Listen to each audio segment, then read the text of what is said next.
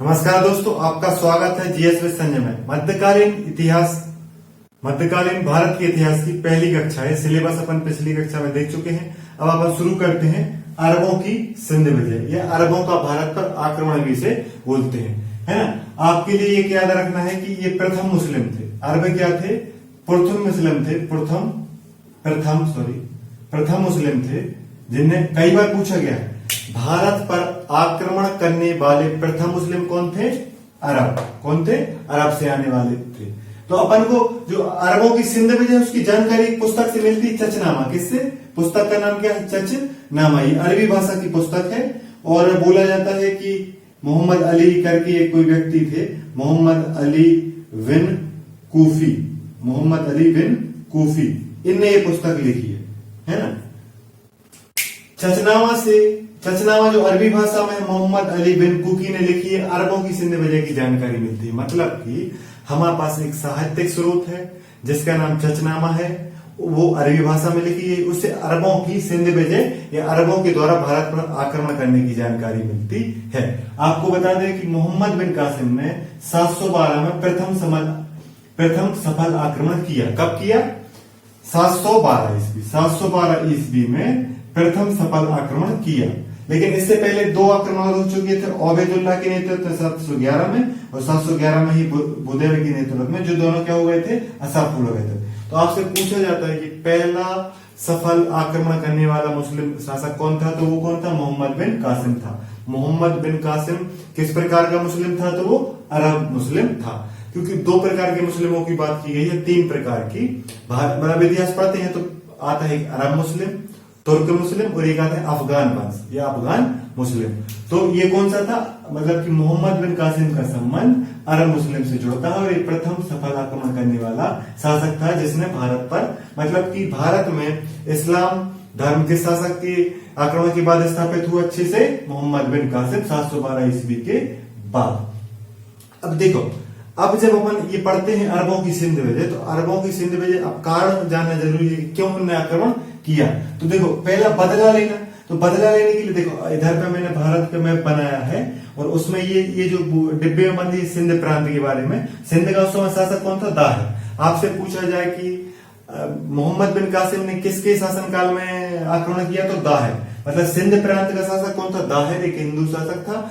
और सिंध मतलब कि जो क्षेत्र था इसमें बौद्ध धर्म का प्रभाव भी था। हिंदू और बौद्ध धर्म का प्रभाव यहाँ पे था और आक्रमण करने वाला मुस्लिम था। मतलब धार्मिक बात नहीं करना चाह रहा, लेकिन आपको याद रखना है। तो दाहिर के समय में मोहम्मद बिन कासिम ने सिंध पर आक्रमण किया। अरबों ने सिंध को जीता। किसके समय? दाहिर के समय। मतलब मोहम्मद बिन कासिम ने किसे पराजित किया? दाहिर को पराजित किया। तो एक बदला लेना कहा जाता है। देखो, आपको एक शब्द याद रखना है, खलीफा। जो खलीफा का मतलब है कि इस्लाम धर्म या मुस्लिम का इस्लाम का राजनीतिक व धार्मिक प्रमुख है ना। आपसे पूछा जाए खलीफा कौन है कोई, तो देखो, खलीफा का मतलब है, मतलब जो इस्लाम था या मुस्लिम धर्म था या इस्लाम धर्म था, उसके राजनीतिक और धार्मिक प्रमुख को क्या बोला जाता था? खलीफा बोला जाता था। जैसे अभी अपन भारत के राष्ट्र प्रमुख को क्या बोलते हैं? राजनीतिक राष्ट्र प्रमुख को राष्ट्रपति। क्या बोलते हैं? राष्ट्रपति। उस समय मतलब कि इस्लाम में क्या था कि राजनीतिक और धार्मिक दोनों एक ही व्यक्ति के पास रहता था, उसको खलीफा बोला जाता था। तो आपको कहानी समझनी थोड़ी सी कि इधर पे ये श्रीलंका है। क्या है ये? श्रीलंका। उस समय क्या था? इसका नाम लंका था वैसे। तो श्रीलंका बोला जाता है कि, और इधर जो देखो, ये जो पाकिस्तान वाले एरिया में आता है अभी, इसके बाद इधर पे ईरान और इधर पे ये क्या है? सीरिया। इधर पे रह रहा था खलीफा, है ना। कहां पे था? ईरान या दमिश्क में। समझने की कोशिश करना कि देखो, खलीफा दमिश्क में है, लेकिन बोला जाता है कि जो श्रीलंका का शासक है उसने इस्लाम धर्म को स्वीकार कर लिया, या खलीफा से संबंध, खलीफा को भेंट करने के लिए उसने एक जहाज से अमूल्य भेंटें भेजी। लेकिन देवल जो बंदरगाह था, मतलब कि सिंध प्रांत का जो देवल बंदरगाह था, वहां पे जहाज को लूट लिया गया। मतलब कि जो जहाज श्रीलंका से सीरिया किसके लिए? खलीफा, मतलब कि इस्लाम धर्म के राजनीतिक धार्मिक प्रयोग के लिए जो भेंट जा रही थी, जो गिफ्ट जा रहे थे जहाज में, वो सिंध प्रांत में लूट लिए गए। मतलब कि खलीफा को जो गिफ्ट श्रीलंका वाले भेज रहे थे, वो जहाज देवल में लूट ली गई, है ना। ऐसा बोला जा रहा था कि यहाँ के बंदरगाह पे लूट ली गई। तो खलीफा ने दाहिर को खबर भेजी कि आप इसका हर्जाना दीजिए, आप जिम्मेदारी लीजिए कि आपके राज्य में लूट हुई है तो आप उस नुकसान की भरपाई करेंगे। लेकिन दाहिर ने ऐसा करने से मना कर दिया। तो फिर बाद में खलीफा ने मोहम्मद बिन कासिम के नेतृत्व में एक मतलब कि आक्रमण करने के लिए भेजा, और मोहम्मद बिन कासिम ने सफल आक्रमण किया और बाद में सिंध को जीत लिया। तो आप समझ रहे हैं, देखो मैप कैसा बना उस पर आपको ध्यान नहीं देना। तो देखो श्रीलंका से भेंट जा रही थी, देखो इसको बदले लेने वाला ये कारण आप ये समझ लो, ऐसा कई इतिहासकार बताते हैं कि देखो भारत पहले से प्रसिद्ध था। देखो भारत धन की प्राप्ति के लिए भी ये आक्रमण किया गया, इस्लाम धर्म के प्रचार के लिए भी आक्रमण किया गया। लेकिन मुख्य जो कारण मानते हैं, बहुत सारे इतिहासकार जो मुख्य कारण मानते हैं वो ये मानते हैं कि जो श्रीलंका से खलीफा के लिए जो भेंट से भरी जहाज जा रही थी, उसको सिंध प्रांत में लूट लिया गया था। ये नहीं पता किसने लूटा, समुद्री लूटों ने लूटा कि दाहिर के सैनिकों ने लूटा, या सिंध के सैनिक ने ऑफिशियल तरीके से लूटा, या गलती से समुद्री लूटों ने लूट लिया, ये कुछ पता नहीं चला। लेकिन खलीफा ने कहा कि आप इसकी भरपाई कीजिए, क्योंकि आपके राज्य में लूट हुई है, तो आप या तो पता लगाइए किसने लूटा, उनसे वापस करके हमें दीजिए, या आप इसकी भरपाई कीजिए। तो ऐसा करने से दाहिर ने मना कर दिया, और इसी के तहत इसमें बदला लेने के लिए दाहिर या सिंध पर आक्रमण किया गया। तो आप कहानी समझ गए कि एक जहाज जो श्रीलंका से, जिसको सीरिया दमिश्क जाना था खलीफा के पास, वो वहां ना पहुंच के वो देवल में लूट ली गई, या सिंध प्रांत में लूट ली गई। इसी का बदला लेने के लिए क्या किया गया, सिंध पे आक्रमण किया गया। आक्रमण किसने किया? अरबों ने किया। किसके नेतृत्व में किया? मोहम्मद बिन कासिम के नेतृत्व में किया। कब किया? 712 ईस्वी में किया। इसी के बारे में अपन को पढ़ना है। अब अपन देखते हैं, अपन ये कहानी समझ ली और अपन को पता नहीं चलेगा धन की प्राप्ति के लिए किया, इस्लाम के प्रचार के लिए किया, बदला लेने के लिए किया। किसने किया? मोहम्मद बिन कासिम ने। तो अब अपन समझते हैं कि किस प्रकार, क्योंकि देखो मोहम्मद बिन कासिम ने लगभग सिंध के 6 से 7 जगह पे युद्ध लड़ा, और बारी बारी से क्रम से अलग अलग जगह पे जीता। और एक मुल्तान है जहां से उसने सबसे अधिक सोना प्राप्त किया था, इसलिए मुल्तान को क्या बोला था उसने? स्वर्ण नगरी। क्या बोला था? स्वर्ण नगरी। आपसे पूछा जाए मोहम्मद बिन कासिम को सबसे अधिक धन कहां से प्राप्त हुआ था, तो वो मुल्तान से प्राप्त हुआ था, और वर्तमान में मुल्तान पाकिस्तान में है ना। अब अपन देख लेते हैं, अब मोहम्मद बिन कासिम का जो अभियान है उसको क्रमवार रूप से कहां पे किस प्रकार की घटना हुई, क्या चीज हुई, किसके विरुद्ध क्या लड़ा, तो उस मोहम्मद बिन कासिम का सिंध अभियान अपन देख लेते हैं।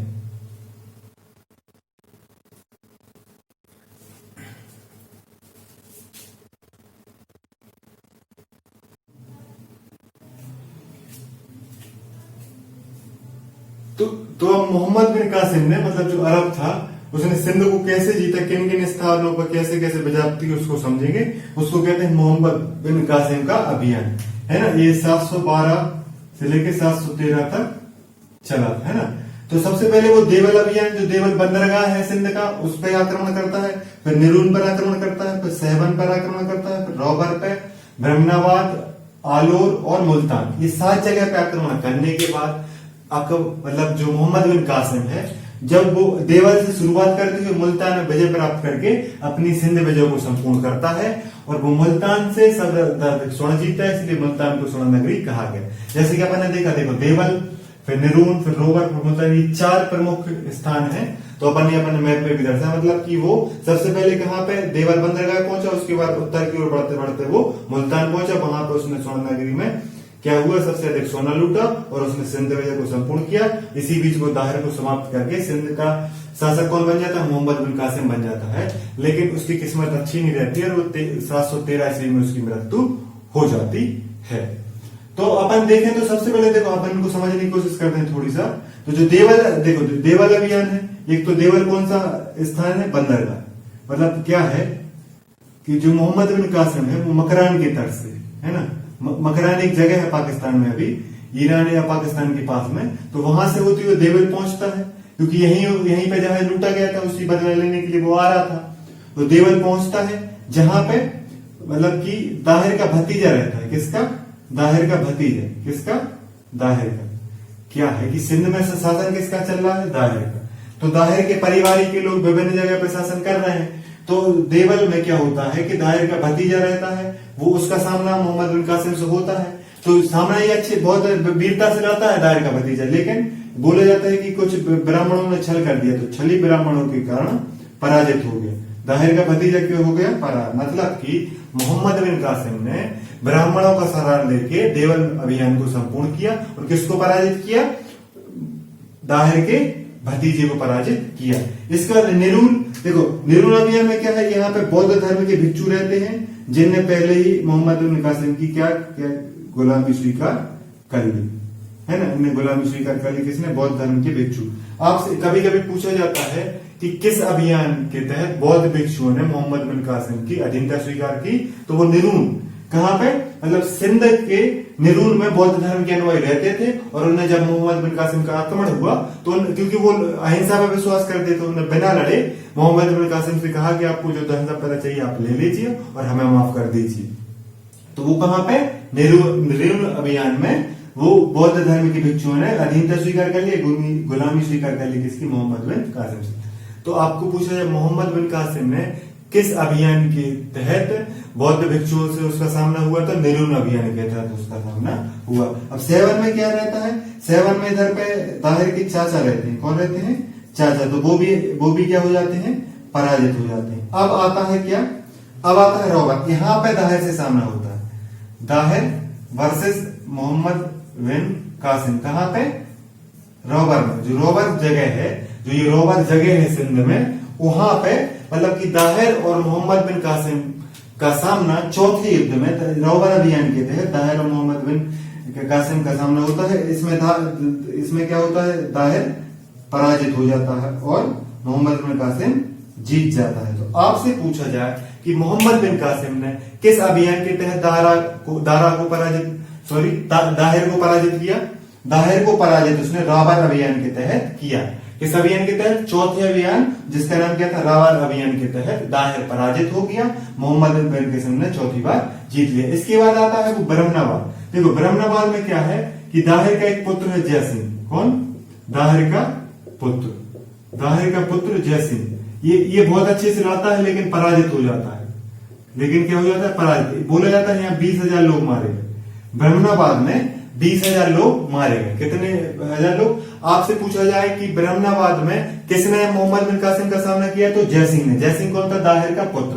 तो ब्रह्मनाबाद जो शहर था वहां पे जयसिंह ने, दाहिर के पुत्र ने, मोहम्मद बिन कासिम से बहुत अच्छे से लड़ाई की, लेकिन अंत में वो पराजित हो गया और उसकी मृत्यु हो गई। और इस युद्ध में लगभग 20,000 लोग मारे गए। इसके बाद आलोर, यहाँ पे आसानी से विजय प्राप्त हो जाती है, किसको, मोहम्मद बिन कासिम को। अब आता है मुल्तान। यहाँ से सर्वाधिक स्वर्ण लूटता है, स्वर्ण की लूट सर्वाधिक धन मुल्तान से ही होता है। जैसा कि अपन देख रहे हैं, ये मुल्तान, यहां से ही इसको ही दाहिर ने मोहम्मद बिन कासिम ने मुल्तान को स्वर्ण नगरी बोला।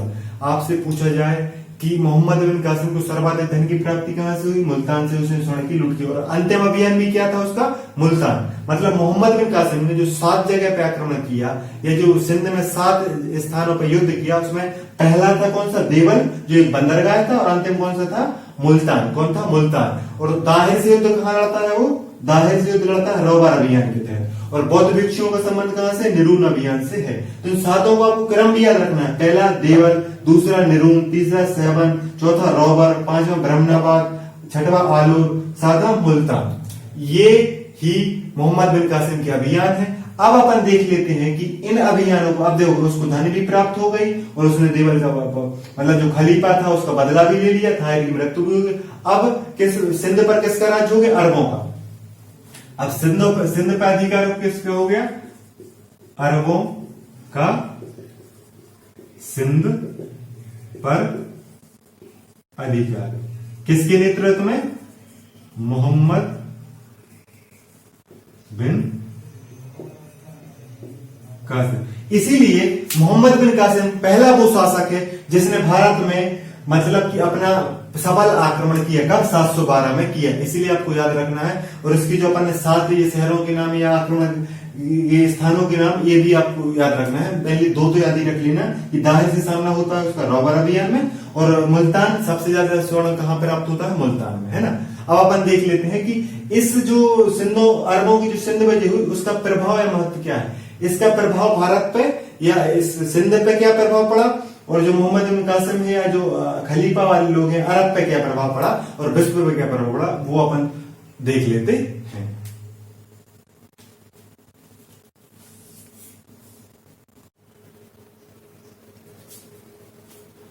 तो अब जब मोहम्मद बिन कासिम ने सिंध को जीत लिया, अरबों का अधिकार सिंध पे हो गया, दाहिर पराजित हो गया, तो अगर अरबों की सिंध विजय का प्रभाव देखें तो एक 5 प्रमुख प्रभाव अपन सबसे पहले पढ़ लेते हैं। तो भारत में इस्लाम का प्रभाव बढ़ गया, मतलब भारत में लोग मुस्लिम धर्म को अपनाने लगे, इस्लाम को अपनाने लगे, इस्लाम की शिक्षा का प्रसार भारत में बढ़ा। और आगे देखो, क्योंकि देखो अपन ने यहाँ पे देखा था कि पश्चिमी क्षेत्र यहाँ पे सिंध को जीता, और भारत में इस्लाम का जो प्रभाव है देखो वो पश्चिमी क्षेत्र में ही रहा है। जब पाकिस्तान भी अलग होता है तो वो सिंध वाला क्षेत्र पाकिस्तान में शामिल हो जाता है। तो इस बात को आप देख सकते हैं कि जो ये प्रभाव पड़ा और वो स्पष्ट भी कर रहा है कि पाकिस्तान वाले या भारत के पश्चिमी क्षेत्र में मुस्लिम समुदाय, मुस्लिम आबादी ज्यादा रही है, और उसी से क्या बना है बाद में पाकिस्तान। तो भारत में इस्लाम का प्रभाव बढ़ा किसके बाद, अरबों की सिंध विजय के बाद। चीन ने कागज और कंपास का निर्माण किया था। ये दिशा सूचक यंत्र होता है, दिशा का ज्ञान कराता है, दिशा सूचक यंत्र। तो जो चीन में जो कागज बनने लगे थे, जो कंपास का निर्माण हुआ था, अरब लोगों के द्वारा वो कहां पहुंचे, यूरोप। मतलब कि जो चीन का ज्ञान है वो क्योंकि अरब क्या थे, व्यापारी। अरब के लोग क्या थे, ज्यादातर वो व्यापार करते थे। क्या करते थे, व्यापार। क्योंकि यहाँ की भूमि क्या है, भूमि पे उत्पादन होता नहीं, तो ये व्यापार पे ज्यादा बल देते हैं। तो अरब व्यापारी ज्यादा होते हैं, तो चीन के कागज और कंपास अरब के द्वारा यूरोप पहुंचे। आपसे पूछा जाए कि कागज का आविष्कार सबसे पहले कहाँ हुआ, तो चीन में हुआ था। कागज बनाने की सबसे प्राचीन या सबसे पहले कागज कहाँ बनाया गया था, तो चीन में बनाया गया था। तो कागज और दिशा सूचक यंत्र किनके द्वारा, अरब व्यापारियों के द्वारा यूरोप पहुंचे। मतलब कि मध्य एशिया का ज्ञान यूरोप पहुंचा। जो यूरोप वाले जो ज्यादा ज्ञानी बनते हैं वो ऐसा कुछ नहीं है। भारत और चीन और जो मध्य एशिया है और जो दक्षिण पूर्व एशिया, यहाँ पे भी हमेशा से, क्योंकि प्राचीन सभ्यता भारत में रही है ना, यहाँ पे भी विज्ञान अच्छी, मतलब विज्ञान तो नहीं कह सकते, ज्ञान और शायद अच्छी स्थिति में रहा है। तो जो कागज और दिशा कंपास आदि अरब के द्वारा यूरोप पहुंचे, और भारत और अरब का व्यापार बढ़ गया। क्या है कि जब लोग रहेंगे, क्योंकि अरब के बहुत सारे लोग कहाँ पे, सिंध में बस गए, तो और ये व्यापारी तो पहले से थे, अब यहाँ निवास करने लगे, तो ये भारत के और क्षेत्रों में और अधिक अच्छे तरीके से व्यापार करने लगे। तो जब सिंध विजय कर ली अरबों ने, तो और व्यापार बढ़ गया और ज्ञान का आदान प्रदान हुआ। और देखो, अरब लोगों ने ज्योतिष, खगोल शास्त्र, गणित आदि में गणित, ये जो भारत में ये जो अपन पढ़ेंगे गुप्त काल में क्या है, ज्योतिष ज्ञान, खगोल शास्त्र, गणित का भारत में विकास हो जाता। तो ये ज्ञान अरब लोगों ने प्राप्त किया और इसका प्रचार प्रसार अरब में भी किया और विश्व के अन्य क्षेत्रों में किया। मतलब कि कुछ भाषाएं, जो ज्योतिष की भाषाएं, बौरी भाषाएं अनुवाद की गई, फारसी भाषा में अनुवाद की गई, और जो अरब का ज्ञान है वो भारत वाले लोगों ने प्राप्त किया। इसी ज्ञान के तहत मस्जिदों का निर्माण शुरू हुआ। क्या का मस्जिद निर्माण शुरू हुआ, मस्जिद निर्माण भारत में शुरू हो गया। ज्ञान का आदान प्रदान हुआ। कुछ ग्रंथ संस्कृत में अनुवादित हुए और कुछ संस्कृत के अरब में, अरबी भाषा में या फारसी भाषा में, और फारसी और अरबी भाषा के संस्कृत में अनुवादित हुए, है ना। और साथ में प्रेरक के रूप में मोहम्मद बिन कासिम, जो मध्य एशिया की या जो खलीफा या इस्लाम के प्रचार के लिए जो अन्य शासक आगे आए, जिनमें अपन बाद में किनको पढ़ते हैं, महमूद गजनवी और मोहम्मद गौरी। देखो, लूट और इनका अलग अलग उद्देश्य था, लेकिन अपन ये चाहते रही थे कि इस्लाम का प्रसार हो। तो खलीफा इस्लाम के प्रसार के लिए अन्य लोगों के लिए मोहम्मद बिन कासिम एक प्रेरक के रूप में सामने आया। मतलब कि लोगों ने मोहम्मद बिन कासिम के बारे में पढ़ा कि उसने कैसे सिंध को जीता, कैसे उसने इस्लाम का प्रभाव बढ़ाया, कैसे उसने अरबों का प्रभाव बढ़ाया, और है ना। तो इस चीज को महमूद गजनवी और मोहम्मद गौरी बाद में आके इस्लाम की स्थायी स्थापना कौन करते हैं। देखो, अरबों के द्वारा सिंध में स्थायी मुस्लिम शासन की स्थापना नहीं की जाती, लेकिन लगभग 3 से 4 सदी बाद 1206 में मोहम्मद गौरी स्थायी रूप से क्या करता है, इस्लाम की या भारत में मुस्लिम शासन की स्थापना मोहम्मद गौरी हुई। तो मुस्लिम आक्रमण किसके द्वारा हुआ, अरब या मोहम्मद बिन कासिम के द्वारा, लेकिन मुस्लिम शासन की स्थापना किसने की, मोहम्मद गौरी। और इन दोनों का संबंध कैसे था, तुर्की, ये तुर्की मुसलमान थे। कौन थे? तुर्की मुसलमान। तो शासन स्थापित करने की बात आए तो तुर्की मुस्लिम मोहम्मद गौरी, और आक्रमण करने की बात आए तो अरब मुस्लिम मोहम्मद बिन कासिम का नाम आपको याद रखना है। मतलब कि आक्रमण किया मोहम्मद बिन कासिम, उसका संबंध अरब से था। जिसने शासन स्थापित किया मोहम्मद गौरी, जिसका प्रमुख गुलाम कौन था? कुतुबुद्दीन ऐबक। उसने भारत में दिल्ली सल्तनत की स्थापना की, वो आगे अपन पढ़ेंगे। तो आपको याद रखना है कि शासन की स्थापना मोहम्मद गौरी तुर्की सुल्तान ने की थी, और लेकिन आक्रमण मोहम्मद बिन कासिम, किसने? मोहम्मद बिन कासिम, एक अरब मुसलमान के द्वारा किया गया था। तो ये चीजें हो गई, अपन ने अरबों की सिंध वजह पढ़ ली, है ना। और अरबों की सिंध वजह में कई बार बहस में या इतिहास में आप पढ़ेंगे कि अरबों की सिंध वजह अचानक मानी जाती है, या ये छोटी सी चीज थी, ये कोई बड़ी घटना नहीं थी। ऐसा नहीं है, ये बड़ी घटना थी, क्योंकि जो इस्लाम का प्रभाव है और जो ये यूरोप की ओर ज्ञान प्रसारित करना है, इस ज्ञान को यूरोप अभी तक क्योंकि कागज का उपयोग अभी भी हो रहा है, भारत में इस्लाम अभी तक है, तो इस चीज में इसकी स्थायी रूप से अपन देख सकते हैं। हाँ, लेकिन जो नेता था मोहम्मद बिन कासिम की मृत्यु हो जाती है कब? 1713 में इसकी क्या हो जाती है? मृत्यु।